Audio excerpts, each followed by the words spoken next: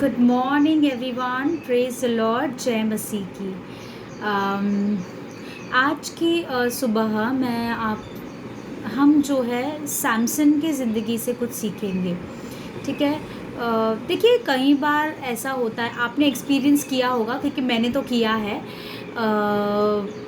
कई बार हम ऐसा बोलते हैं कि वो इंसान है ना, वो बहुत अच्छा है, उसके अंदर सारी आदतें इतनी अच्छी है, he is such a gem of a person. उसकी he is a very kind hearted person, बहुत अच्छा इंसान है, उसके अंदर बहुत अच्छा टैलेंट्स है।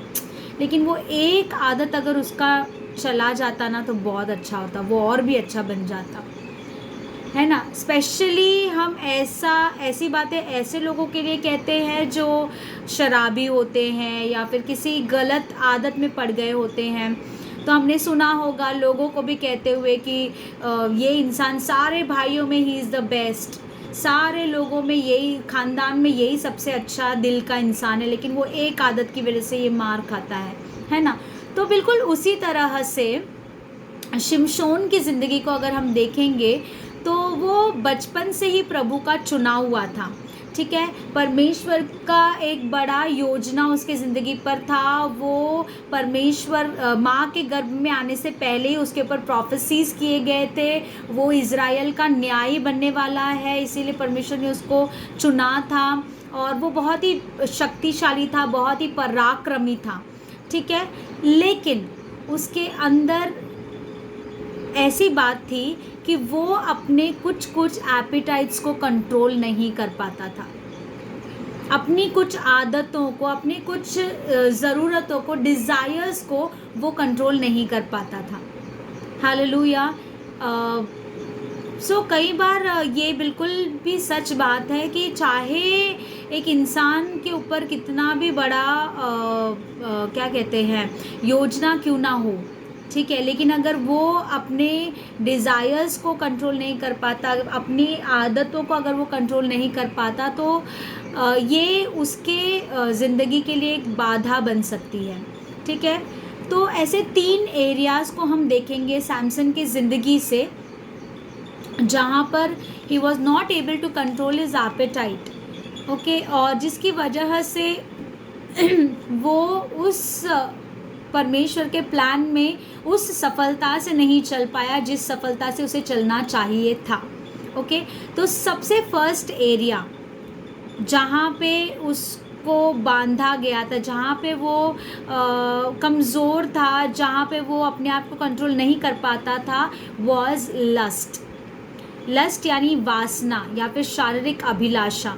देखिए, न्यायों की किताब 14वें अध्याय में सैमसन जो है अपने मम्मी डैडी से कहता है कि मुझे शादी करनी है, मेरी शादी करवा दो।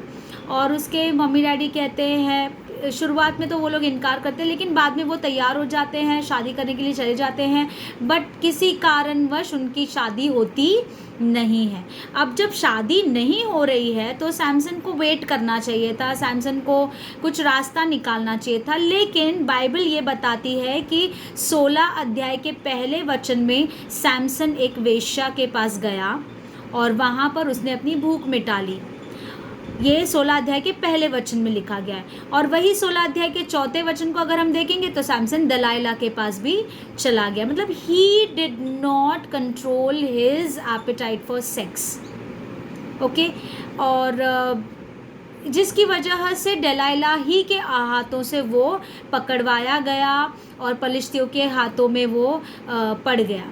हालेलुया। तो कई बार हम अपने डिज़ायर या अपने एपिटाइट को जब हम कंट्रोल नहीं कर पाते तो हम दुश्मन के ट्रैप में हम पड़ सकते हैं और परमेश्वर की योजना में हम कम हो सकते हैं।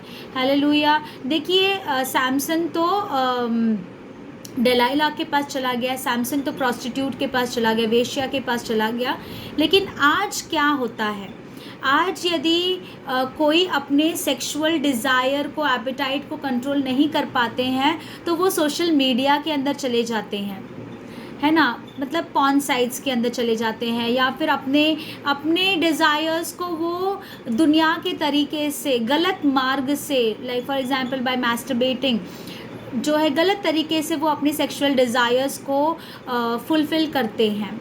हालेलुया। तो ये बिल्कुल उसी बात जैसे हुई जैसे सैमसन उस वेश्या के पास गया या फिर दलाइला के पास गया अपनी भूख को मिटाने के लिए। तो उसी तरह से आज सोशल मीडिया है या फिर जो मतलब खुद की आदतें हैं वो हम इस्तेमाल कर सकते हैं अपने भूख को मिटाने के लिए, जबकि हमको इस क्षेत्र में कंट्रोल करना चाहिए, राइट। और कंट्रोल करना हमारे हाथ में नहीं है, कंट्रोल करवाने वाला पवित्र आत्मा है। और वचन ये कहती है कि self control is a fruit of the spirit.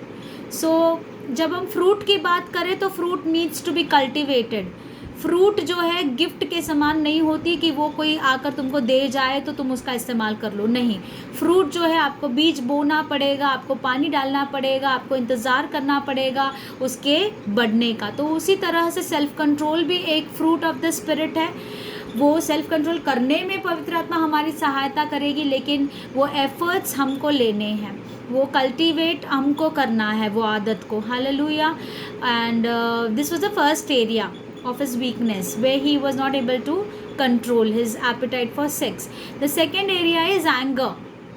दूसरा जो क्षेत्र जिसमें वो कमज़ोर था वो है क्रोध। मतलब वो इतना क्रोधित हो जाता था कि वो कुछ भी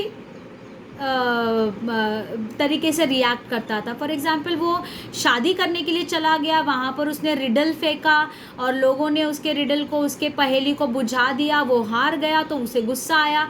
उसे गुस्सा इस बात का था कि मेरी होने वाली पत्नी ने जो है अपने लोगों को सहायता किया, वो उनकी तरफ से बात करने लगी और वो गुस्सा हो गया और वो शादी छोड़ के चला गया, पत्नी को बिना लिए वो चला गया। मतलब उसका क्रोध, he was not able to control his anger उस सिचुएशन में। भले ही उसकी पत्नी उसके तरफ के लोगों का साथ दे रही है, लेकिन उससे अपने क्रोध को कंट्रोल कर लेना चाहिए था। हो सकता था कि वो बाद में उसकी पत्नी के साथ डिस्कस करता या फिर उसे बताता या कुछ और वो तरीका निकाल सकता था, लेकिन उसने ऐसा नहीं किया। अपने क्रोध में आकर वो शादी छोड़कर उसकी पत्नी को वहीं पर छोड़कर वो अपने घर चला गया।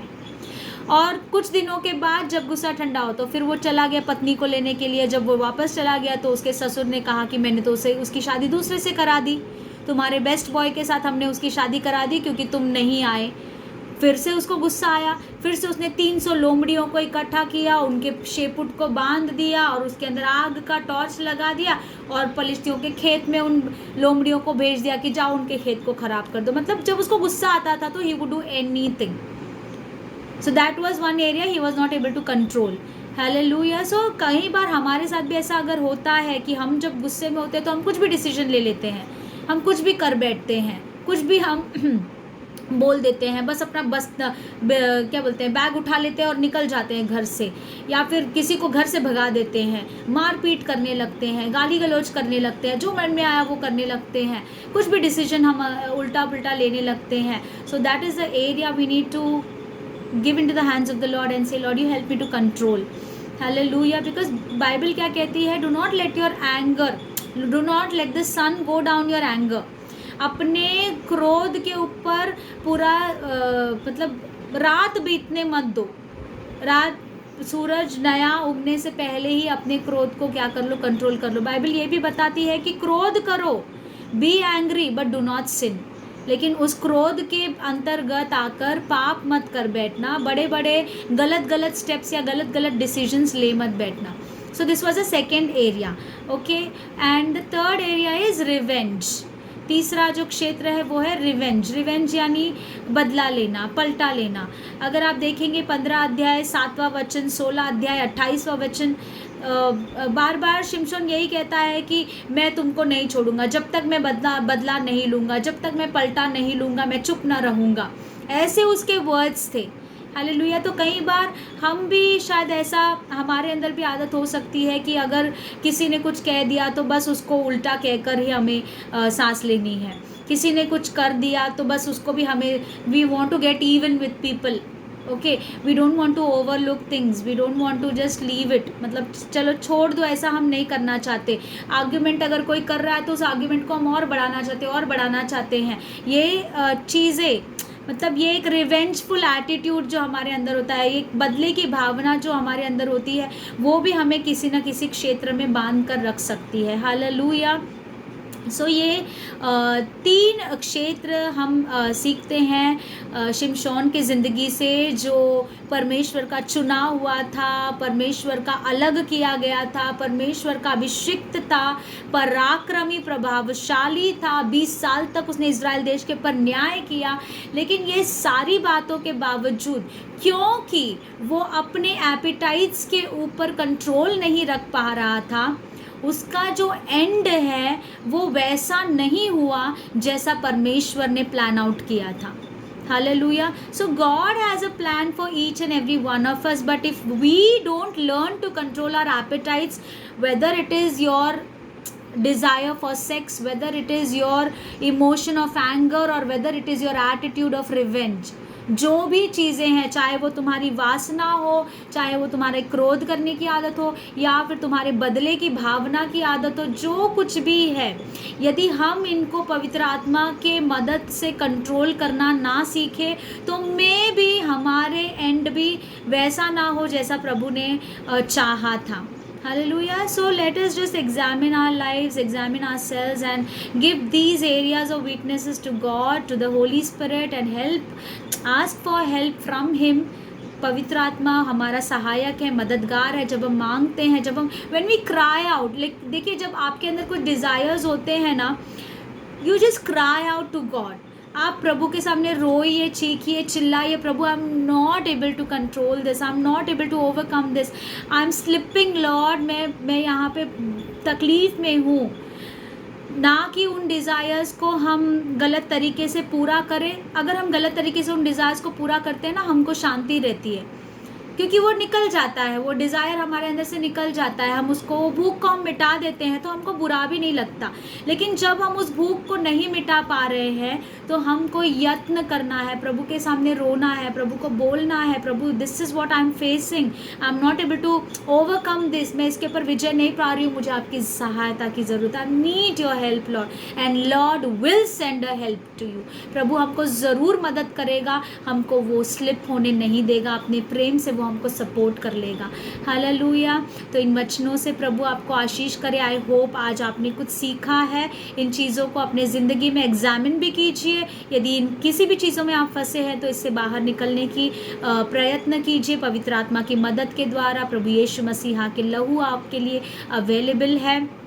हालेलुया। ना कि अपने जो डिज़ायर्स है, जो मन में आ रहा है वैसे हम ना करते हुए प्रभु के मदद को हम लेंगे और इन चीज़ों के ऊपर हम विजयी प्राप्त करेंगे। मे गॉड ब्लेस यू ऑल। और आज का दिन आपका शुभ रहे, आज का दिन आपका सफल रहे। आज के दिन में आप प्रभु की आशीष को, प्रभु के हाथ को हर एक क्षेत्र में पाएँ और प्रभु आपके साथ रहकर आपको आज एबिनेजर बनकर वो आपको चलाए। यही मेरी प्रार्थना और आशीष आप लोगों के लिए है। God bless you all. Thank you for giving your precious time. Thank you for listening to me. और आज का दिन आपका ब्राइट रहे, आशीषित रहे। May God bless you all. I love you all. Thank you so much.